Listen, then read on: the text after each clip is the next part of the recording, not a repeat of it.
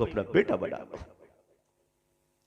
कोई बेवा औरत है, मुताल्लिका औरत है, उसकी मदद कीजिए। अगर निकाह की उम्र बाकी है तो उसकी दूसरी शादी करवाइए। यह आपकी जिम्मेदारी है। वरना याद रखिए, एक मस्जिद के अहाते में अगर कोई औरत मजबूरन अपनी आबरू का सौदा करती है तो हाजी साहब, नमाजी साहब, बचोगे नहीं।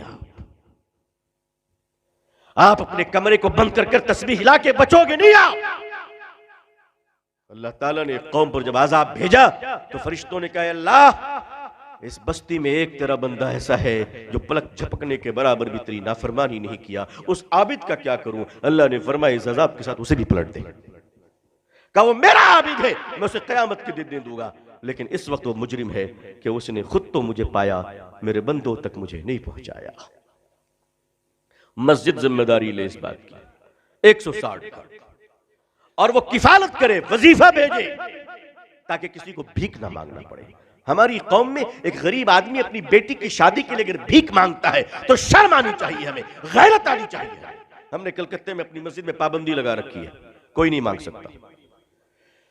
जरूरतमंद है तो आप तफसील दीजिए, क्या है बताइए आप, इंशाअल्लाह आपकी शादी बेटी की करवाई जाएगी इंशाअल्लाह, और हो रही है अल्हम्दुलिल्लाह। अब आप चोचले बगाड़ेंगे कि यामा का मोटरसाइकिल चलाए तो माफ कीजिएगा, वो सब नहीं देंगे हम आपको, एक मुनासिब तरीके से।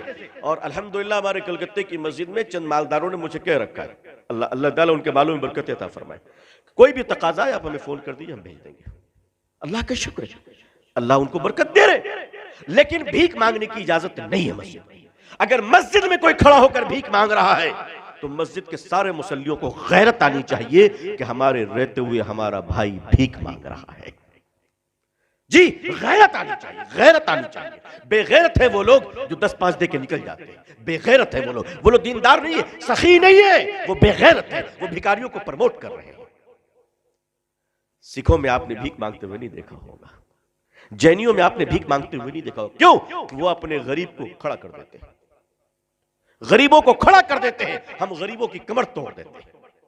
हम मोबाइल खरीदते 50,000 की, लेकिन गरीब को आलू में 1 रुपए ज्यादा देने के लिए तैयार नहीं है। कहते नहीं, मोल भाव करो, दाम करो, नीचे करो।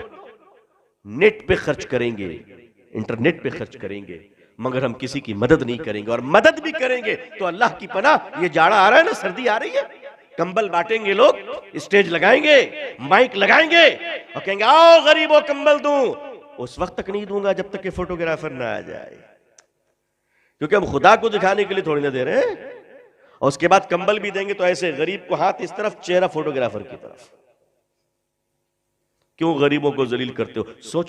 सोचो अगर मंजर बदल जाए तो कैसा लगेगा। अगर कल को वो इस तरफ हुआ, तुम उस तरफ हुए, तब क्या होगा? तब क्या होगा? आज अल्लाह ने देने के लायक बनाया है तो चर्बी जम गई है, फोटो खिंचवा कर देते हो गरीबों को। इसी मुल्क के मारवाड़ियों को, मेरी बड़ी मशहूर तकरीर है इस पे, मारवाड़ियों ने किस तरह खिदमत की है। लोगों, गैरों को सिर्फ बुरा कहने से नहीं होगा, हमारी अच्छाइयां उन्होंने ले ली, उनकी बुराइयां हमने ले ली। आइए, अगर मुकाबला करना है, जो गम आपके दिल में है 2 दिन से, मैं उस गम से अलग नहीं हूं। मैं तो उससे इतना मुतासिर हूं कि बस अल्लाह बुलवा रहा है इस वक्त जो मैं आपसे बोल रहा हूं, वरना मेरी हैसियत नहीं कि मैं तकलीफ कर सकता था। मैं आपसे कम गमगीन नहीं हूं, लेकिन इलाज तो ढूंढना पड़ेगा ना। अगर हम आप रोने ही लगेंगे तो काम कौन करेगा? इलाज तो ढूंढना पड़ेगा, कि इस गम से तो निकलना पड़ेगा, मुतबादिल तो ढूंढना पड़ेगा। और वो मुतबादिल ये है कि मुसलमानों, जिस पार्टी में तुमको रहना है रहो, चमचागिरी बंद करो। तुमको जो पार्टी करना है करो, चमचागिरी मत करो। और ऐसे मुसलमानों से मुसलमानों बचो जो बाप के जनाजे में तो टोपी नहीं पहनता है, एमएलए की इफ्तार पार्टी में 3 हाथ की लंबी टोपी पहने खड़ा रहता है। ऐसे भिखारी मुसलमानों से बचो। इफ्तार पार्टियों का धंधा बंद कीजिए, इसने आपको रकाबी पकड़े फकीरों में तब्दील कर दिया है। नहीं, और आप चुप रहना सीखिए, कुछ नहीं बोलना है, नो कमेंट्स। सोशल मीडिया का इस्तेमाल कम कीजिए, हो सके तो अपने घरों से टीवी को निकाल दीजिए। आप सोच रहे हैं मैं क्या कह रहा हूं। मेरे बुजुर्गों, टीवी में न्यूज देखते हो, न्यूज में सिवाय तुम्हें गाली देने के और क्या दिया जाता है? बंद करो टीवी देखना। अपने कौम को गाली सुनवाने के लिए तुम पैसे खर्च करते हो।